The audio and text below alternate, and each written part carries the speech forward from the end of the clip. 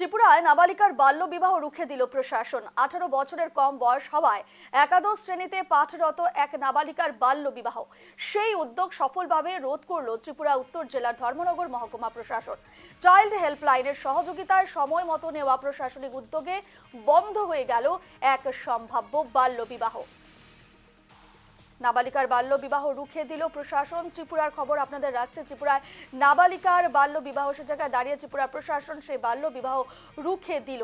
18 বছরের কম বয়স হওয়ায় একাদশ শ্রেণীতে পাঠরত এক নাবালিকার বাল্য বিবাহ সম্পন্ন হতে যাচ্ছিল, কিন্তু প্রশাসনের উদ্যোগে সেই বাল্য বিবাহ রোধ করা গেল। সেই উদ্যোগ সফলভাবে রোধ করলো ত্রিপুরা উত্তর জেলার ধর্মনগর মহকুমা প্রশাসন।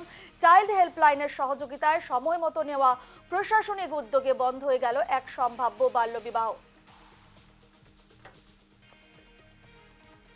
জানি যে prohibition of child marriage act 2006 এর আন্ডারে বিলো 18 ইয়ার্স মেয়েদের ক্ষেত্রে, ছেলেদের ক্ষেত্রে বিলো 21 ইয়ার্স, সেটা মানে তারা বিয়ে করতে পারে না। এটা আইনত দণ্ডনীয় অপরাধ, ঠিক আছে।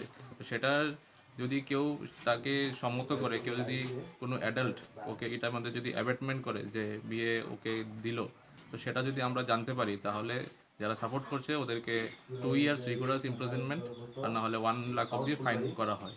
তো আমরা আজকে এসেছি সাউথ ফুলবাড়ি একটা বাড়িতে, আমরা খবর পেয়েছি যে মেয়েটার এজ 18 ইয়ার্সের নিচে।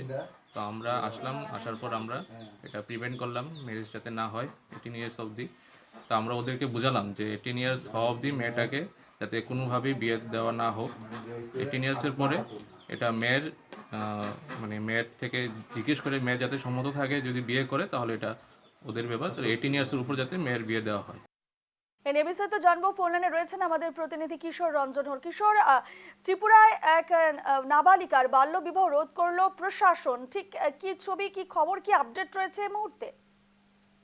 একেবারেই দেখো যে উত্তর জেলার যে চাইল্ড হেল্পলাইন নাম্বারে ফোন আছে যে চুরাইবাড়ি থানাধীন এলাকায় এক নাবালিকার সেখানে বিবাহ হচ্ছে। সেই খবরটি আসার পর জেলা প্রশাসনের সহায়তায় সেখানে চাইল্ড লাইন সেখানে অভিযান চালায় এবং অভিযান চালিয়ে সেই চুরাইবাড়ি থানা এলাকায় একটা গ্রামীণ এলাকায় সেখানে সেই বাল্য বিবাহটুকু বন্ধ করে দেয়। এবং সেই ঘটনার সময় সেই নাবালিকার মা বাবা বাড়িতে না থাকলে অন্যান্য পরিবারের যারা সদস্যরা রয়েছেন তাদের সাথে দীর্ঘ আলোচনার পর তাদের কাছ থেকে একটি লিখিত আকারে নেওয়া হয়, যাতে করে 18 বছর পর্যন্ত সেই নাবালিকার কোনোভাবে বিবাহ দেওয়া হবে না। এবং সেই